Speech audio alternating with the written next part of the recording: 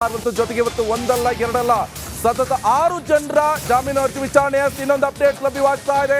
ದರ್ಶನ್ ಪರ ವಕೀಲ ಸಿ.ವಿ. ನಾಗೇಶ್ ಈಗಾಗಲೇ ವಾದವನ್ನು ಆರಂಭಿಸಿದ್ದಾರೆ. ಇಬ್ಬರು ಸಾಕ್ಷಿಗಳ ಹೇಳಿಕೆಗಳನ್ನು ಕೂಡ ಪಡಿತಾ ಇದ್ದಾರೆ. ದರ್ಶನ್ ಘಟನಾ ಸ್ಥಳದಲ್ಲಿ ಇಲ್ಲ ಎಂಬುದು ಸ್ಪಷ್ಟವಾಗುತ್ತೆ.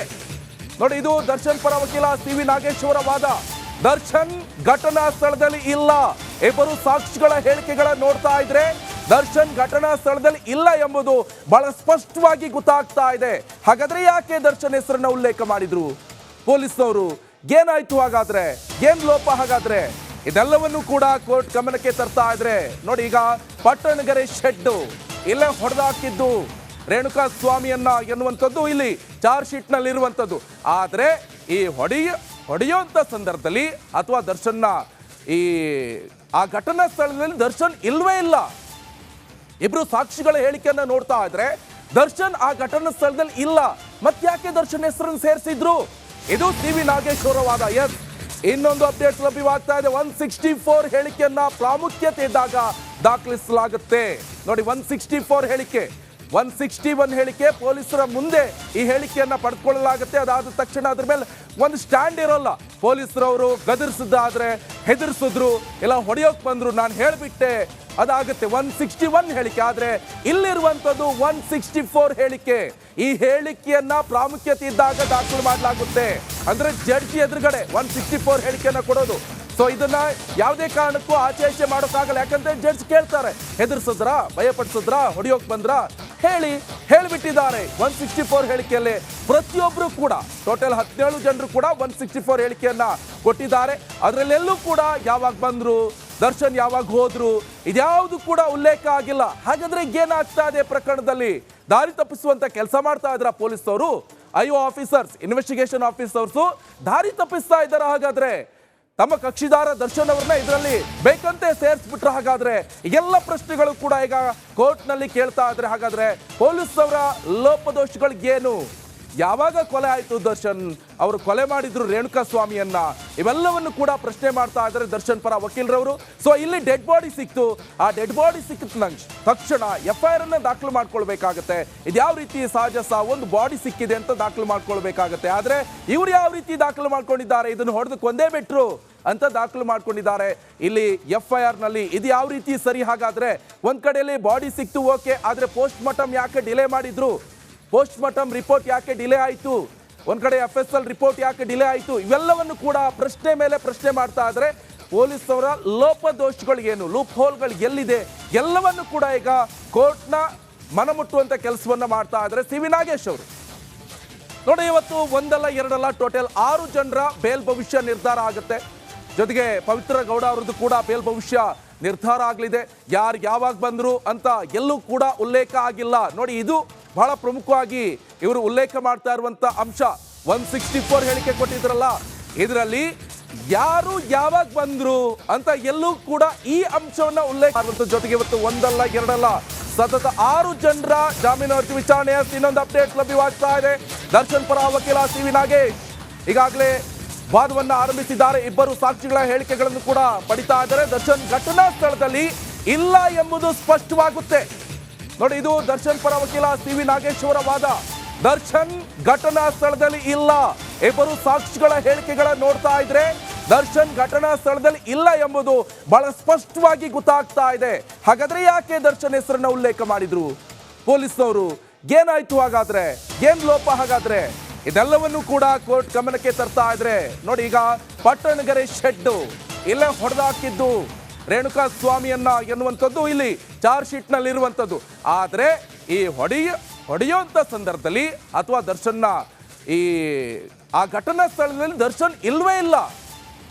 ಇಬ್ರು ಸಾಕ್ಷಿಗಳ ಹೇಳಿಕೆಯನ್ನ ನೋಡ್ತಾ ಇದ್ರೆ ದರ್ಶನ್ ಆ ಘಟನಾ ಸ್ಥಳದಲ್ಲಿ ಇಲ್ಲ. ಯಾಕೆ ದರ್ಶನ್ ಹೆಸರನ್ನು ಸೇರಿಸಿದ್ರು? ಇದು ಸಿ.ವಿ. ನಾಗೇಶ್ ಅವರ ವಾದ. ಎಸ್, ಇನ್ನೊಂದು ಅಪ್ಡೇಟ್ ಲಭ್ಯವಾಗ್ತಾ ಇದೆ. 164 ಹೇಳಿಕೆಯನ್ನ ಪ್ರಾಮುಖ್ಯತೆ ಇದ್ದಾಗ ದಾಖಲಿಸಲಾಗುತ್ತೆ. ನೋಡಿ, 164 ಹೇಳಿಕೆ, 161 ಹೇಳಿಕೆ ಪೊಲೀಸರ ಮುಂದೆ ಈ ಹೇಳಿಕೆಯನ್ನ ಪಡೆದುಕೊಳ್ಳಲಾಗುತ್ತೆ. ಅದಾದ ತಕ್ಷಣ ಅದ್ರ ಮೇಲೆ ಒಂದು ಸ್ಟ್ಯಾಂಡ್ ಇರೋಲ್ಲ. ಪೊಲೀಸರವರು ಗದರಿಸಿದ್ದಾದ್ರೆ ಹೆದರ್ಸಿದ್ರು, ಇಲ್ಲ ಹೊಡೆಯೋಕ್ ಬಂದ್ರು, ನಾನು ಹೇಳ್ಬಿಟ್ಟೆ, ಅದಾಗುತ್ತೆ 161 ಹೇಳಿಕೆ. ಆದ್ರೆ ಇಲ್ಲಿರುವಂತದ್ದು 164 ಹೇಳಿಕೆ. ಈ ಹೇಳಿಕೆಯನ್ನ ಪ್ರಾಮುಖ್ಯತೆ ಇದ್ದಾಗ ದಾಖಲು ಮಾಡಲಾಗುತ್ತೆ. ಅಂದ್ರೆ ಜಡ್ಜಿ ಎದುರುಗಡೆ 164 ಹೇಳಿಕೆಯನ್ನ ಕೊಡೋದು. ಸೊ ಇದನ್ನ ಯಾವುದೇ ಕಾರಣಕ್ಕೂ ಆಚೆ ಮಾಡೋಕ್ಕಾಗಲ್ಲ. ಯಾಕಂದ್ರೆ ಜಡ್ಜ್ ಕೇಳ್ತಾರೆ, ಹೆದರ್ಸಿದ್ರ, ಭಯಪಡಿಸಿದ್ರ, ಹೊಡಿಯೋಕ್ ಬಂದ್ರ, ಹೇಳಿಬಿಟ್ಟಿದ್ದಾರೆ. 164 ಹೇಳಿಕೆಯಲ್ಲಿ ಪ್ರತಿಯೊಬ್ರು ಕೂಡ ಟೋಟಲ್ 17 ಜನರು ಕೂಡ 164 ಹೇಳಿಕೆಯನ್ನ ಕೊಟ್ಟಿದ್ದಾರೆ. ಅದರಲ್ಲೆಲ್ಲೂ ಕೂಡ ಯಾವಾಗ ಬಂದ್ರು, ದರ್ಶನ್ ಯಾವಾಗ ಹೋದ್ರು, ಇದ್ಯಾವುದು ಕೂಡ ಉಲ್ಲೇಖ ಆಗಿಲ್ಲ. ಹಾಗಾದ್ರೆ ಏನಾಗ್ತಾ ಇದೆ ಪ್ರಕರಣದಲ್ಲಿ? ದಾರಿ ತಪ್ಪಿಸುವಂತ ಕೆಲಸ ಮಾಡ್ತಾ ಇದ್ರ ಪೊಲೀಸ್ ಅವರು, ಐಒ ಆಫೀಸರ್ಸ್, ಇನ್ವೆಸ್ಟಿಗೇಷನ್ ಆಫೀಸರ್ಸ್ ದಾರಿ ತಪ್ಪಿಸ್ತಾ ಇದ್ದಾರೆ. ಹಾಗಾದ್ರೆ ತಮ್ಮ ಕಕ್ಷಿದಾರ ದರ್ಶನ್ ಅವ್ರನ್ನ ಇದರಲ್ಲಿ ಬೇಕಂತೆ ಸೇರಿಸ್ಬಿಟ್ರೆ ಹಾಗಾದ್ರೆ ಎಲ್ಲ ಪ್ರಶ್ನೆಗಳು ಕೂಡ ಈಗ ಕೋರ್ಟ್ ನಲ್ಲಿ ಕೇಳ್ತಾ ಇದ್ರೆ ಹಾಗಾದ್ರೆ ಪೊಲೀಸ್ ಅವರ ಲೋಪದೋಷಗಳಿಗೇನು? ಯಾವಾಗ ಕೊಲೆ ಆಯ್ತು ದರ್ಶನ್ ಅವರು ಕೊಲೆ ಮಾಡಿದ್ರು ರೇಣುಕಾ ಸ್ವಾಮಿಯನ್ನ? ಇವೆಲ್ಲವನ್ನು ಕೂಡ ಪ್ರಶ್ನೆ ಮಾಡ್ತಾ ಇದ್ದಾರೆ ದರ್ಶನ್ ಪರ ವಕೀಲರವರು. ಸೊ ಇಲ್ಲಿ ಡೆಡ್ ಬಾಡಿ ಸಿಕ್ತು. ಆ ಡೆಡ್ ಬಾಡಿ ಸಿಕ್ಕಿದ ತಕ್ಷಣ FIR ಅನ್ನ ದಾಖಲು ಮಾಡ್ಕೊಳ್ಬೇಕಾಗತ್ತೆ. ಇದ್ಯಾವ ರೀತಿ ಸಹಜ ಸಾವು, ಒಂದು ಬಾಡಿ ಸಿಕ್ಕಿದೆ ಅಂತ ದಾಖಲು ಮಾಡ್ಕೊಳ್ಬೇಕಾಗತ್ತೆ. ಆದ್ರೆ ಇವ್ರು ಯಾವ ರೀತಿ ದಾಖಲು ಮಾಡ್ಕೊಂಡಿದ್ದಾರೆ, ಇದನ್ನು ಹೊಡೆದು ಕೊಂದೇ ಬಿಟ್ರು ಅಂತ ದಾಖಲು ಮಾಡ್ಕೊಂಡಿದ್ದಾರೆ ಇಲ್ಲಿ FIR ನಲ್ಲಿ. ಇದು ಯಾವ ರೀತಿ ಸರಿ? ಹಾಗಾದ್ರೆ ಒಂದ್ ಕಡೆಯಲ್ಲಿ ಬಾಡಿ ಸಿಕ್ತು, ಓಕೆ, ಆದ್ರೆ ಪೋಸ್ಟ್ ಮಾರ್ಟಮ್ ಯಾಕೆ ಡಿಲೇ ಮಾಡಿದ್ರು? ಪೋಸ್ಟ್ ಮಾರ್ಟಮ್ ರಿಪೋರ್ಟ್ ಯಾಕೆ ಡಿಲೇ ಆಯಿತು? ಒಂದ್ ಕಡೆ FSL ರಿಪೋರ್ಟ್ ಯಾಕೆ ಡಿಲೇ ಆಯಿತು? ಇವೆಲ್ಲವನ್ನು ಕೂಡ ಪ್ರಶ್ನೆ ಮೇಲೆ ಪ್ರಶ್ನೆ ಮಾಡ್ತಾ ಇದ್ರೆ ಪೊಲೀಸ್ ಅವರ ಲೋಪದೋಷಗಳಿಗೇನು, ಲೂಪ್ ಹೋಲ್ಗಳು ಎಲ್ಲಿದೆ, ಎಲ್ಲವನ್ನು ಕೂಡ ಈಗ ಕೋರ್ಟ್ನ ಮನಮುಟ್ಟುವಂತ ಕೆಲಸವನ್ನ ಮಾಡ್ತಾ ಇದ್ದಾರೆ ಸಿ ವಿ ನಾಗೇಶ್ ಅವರು. ನೋಡಿ, ಇವತ್ತು ಒಂದಲ್ಲ ಎರಡಲ್ಲ ಟೋಟಲ್ 6 ಜನರ ಬೇಲ್ ಭವಿಷ್ಯ ನಿರ್ಧಾರ ಆಗುತ್ತೆ. ಜೊತೆಗೆ ಪವಿತ್ರ ಗೌಡ ಅವರದ್ದು ಕೂಡ ಬೇಲ್ ಭವಿಷ್ಯ ನಿರ್ಧಾರ ಆಗಲಿದೆ. ಯಾರು ಯಾವಾಗ ಬಂದ್ರು ಅಂತ ಎಲ್ಲೂ ಕೂಡ ಉಲ್ಲೇಖ ಆಗಿಲ್ಲ. ನೋಡಿ, ಇದು ಬಹಳ ಪ್ರಮುಖವಾಗಿ ಇವರು ಉಲ್ಲೇಖ ಮಾಡ್ತಾ ಇರುವಂತ ಅಂಶ. 164 ಹೇಳಿಕೆ ಕೊಟ್ಟಿದ್ರಲ್ಲ, ಇದರಲ್ಲಿ ಯಾರು ಯಾವಾಗ ಬಂದ್ರು ಅಂತ ಎಲ್ಲೂ ಕೂಡ ಈ ಅಂಶವನ್ನ ಉಲ್ಲೇಖ ಮಾಡುವಂತ. ಜೊತೆಗೆ ಇವತ್ತು ಒಂದಲ್ಲ ಎರಡಲ್ಲ ಸತತ 6 ಜನರ ಜಾಮೀನು ಅರ್ಜಿ ವಿಚಾರಣೆಯ ಇನ್ನೊಂದು ಅಪ್ಡೇಟ್ ಲಭ್ಯವಾಗ್ತಾ ಇದೆ. ದರ್ಶನ್ ಪರ ವಕೀಲ ಸಿ ವಿ ನಾಗೇಶ್ ಈಗಾಗಲೇ ವಾದವನ್ನ ಆರಂಭಿಸಿದ್ದಾರೆ. ಇಬ್ಬರು ಸಾಕ್ಷಿಗಳ ಹೇಳಿಕೆಗಳನ್ನು ಕೂಡ ಪಡಿತಾ ಇದ್ದಾರೆ. ದರ್ಶನ್ ಘಟನಾ ಸ್ಥಳದಲ್ಲಿ ಇಲ್ಲ ಎಂಬುದು ಸ್ಪಷ್ಟವಾಗುತ್ತೆ. ನೋಡಿ, ಇದು ದರ್ಶನ್ ಪರ ವಕೀಲ ಸಿ ವಿ ನಾಗೇಶ್ ಅವರ ವಾದ. ದರ್ಶನ್ ಘಟನಾ ಸ್ಥಳದಲ್ಲಿ ಇಲ್ಲ. ಇಬ್ಬರು ಸಾಕ್ಷಿಗಳ ಹೇಳಿಕೆಗಳ ನೋಡ್ತಾ ಇದ್ರೆ ದರ್ಶನ್ ಘಟನಾ ಸ್ಥಳದಲ್ಲಿ ಇಲ್ಲ ಎಂಬುದು ಬಹಳ ಸ್ಪಷ್ಟವಾಗಿ ಗೊತ್ತಾಗ್ತಾ ಇದೆ. ಹಾಗಾದ್ರೆ ಯಾಕೆ ದರ್ಶನ್ ಹೆಸರನ್ನ ಉಲ್ಲೇಖ ಮಾಡಿದ್ರು ಪೊಲೀಸ್ನವರು? ಏನಾಯ್ತು ಹಾಗಾದ್ರೆ? ಏನ್ ಲೋಪ ಹಾಗಾದ್ರೆ?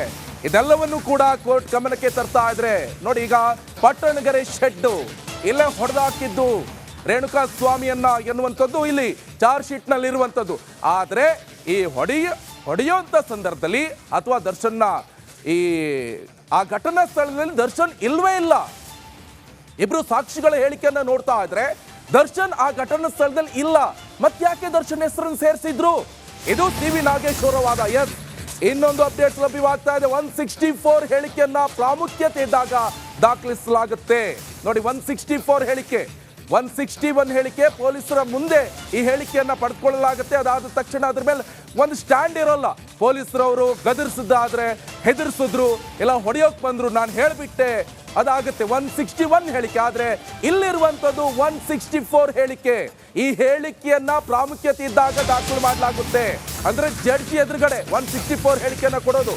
ಸೊ ಇದನ್ನ ಯಾವುದೇ ಕಾರಣಕ್ಕೂ ಆಚೆ ಮಾಡೋಕ್ಕಾಗಲ್ಲ. ಯಾಕಂದ್ರೆ ಜಡ್ಜ್ ಕೇಳ್ತಾರೆ, ಹೆದರ್ಸಿದ್ರ, ಭಯಪಡಿಸಿದ್ರ, ಹೊಡಿಯೋಕ್ ಬಂದ್ರ, ಹೇಳಿಬಿಟ್ಟಿದ್ದಾರೆ. 164 ಹೇಳಿಕೆಯಲ್ಲಿ ಪ್ರತಿಯೊಬ್ರು ಕೂಡ ಟೋಟಲ್ 17 ಜನರು ಕೂಡ 164 ಹೇಳಿಕೆಯನ್ನ ಕೊಟ್ಟಿದ್ದಾರೆ. ಅದರಲ್ಲೆಲ್ಲೂ ಕೂಡ ಯಾವಾಗ ಬಂದ್ರು, ದರ್ಶನ್ ಯಾವಾಗ ಹೋದ್ರು, ಇದ್ಯಾವುದು ಕೂಡ ಉಲ್ಲೇಖ ಆಗಿಲ್ಲ. ಹಾಗಾದ್ರೆ ಏನಾಗ್ತಾ ಇದೆ ಪ್ರಕರಣದಲ್ಲಿ? ದಾರಿ ತಪ್ಪಿಸುವಂತ ಕೆಲಸ ಮಾಡ್ತಾ ಇದ್ರ ಪೊಲೀಸ್ ಅವರು, ಐಒ ಆಫೀಸರ್ಸ್, ಇನ್ವೆಸ್ಟಿಗೇಷನ್ ಆಫೀಸರ್ಸ್ ದಾರಿ ತಪ್ಪಿಸ್ತಾ ಇದ್ದಾರೆ. ಹಾಗಾದ್ರೆ ತಮ್ಮ ಕಕ್ಷಿದಾರ ದರ್ಶನ್ ಅವ್ರನ್ನ ಇದರಲ್ಲಿ ಬೇಕಂತೆ ಸೇರಿಸ್ಬಿಟ್ರೆ ಹಾಗಾದ್ರೆ ಎಲ್ಲ ಪ್ರಶ್ನೆಗಳು ಕೂಡ ಈಗ ಕೋರ್ಟ್ ನಲ್ಲಿ ಕೇಳ್ತಾ ಇದ್ರೆ ಹಾಗಾದ್ರೆ ಪೊಲೀಸ್ ಅವರ ಲೋಪದೋಷಗಳಿಗೇನು? ಯಾವಾಗ ಕೊಲೆ ಆಯ್ತು ದರ್ಶನ್ ಅವರು ಕೊಲೆ ಮಾಡಿದ್ರು ರೇಣುಕಾ ಸ್ವಾಮಿಯನ್ನ? ಇವೆಲ್ಲವನ್ನು ಕೂಡ ಪ್ರಶ್ನೆ ಮಾಡ್ತಾ ಇದ್ದಾರೆ ದರ್ಶನ್ ಪರ ವಕೀಲರವರು. ಸೊ ಇಲ್ಲಿ ಡೆಡ್ ಬಾಡಿ ಸಿಕ್ತು. ಆ ಡೆಡ್ ಬಾಡಿ ಸಿಕ್ಕಿದ ತಕ್ಷಣ FIR ಅನ್ನ ದಾಖಲು ಮಾಡ್ಕೊಳ್ಬೇಕಾಗತ್ತೆ.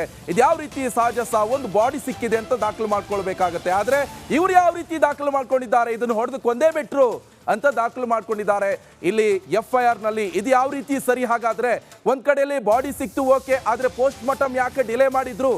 ಪೋಸ್ಟ್ ಮಾರ್ಟಮ್ ರಿಪೋರ್ಟ್ ಯಾಕೆ ಡಿಲೇ ಆಯಿತು?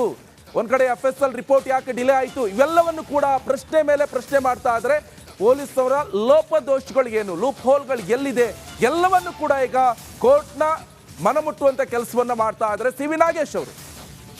ನೋಡಿ, ಇವತ್ತು ಒಂದಲ್ಲ ಎರಡಲ್ಲ ಟೋಟಲ್ 6 ಜನರ ಬೇಲ್ ಭವಿಷ್ಯ ನಿರ್ಧಾರ ಆಗುತ್ತೆ.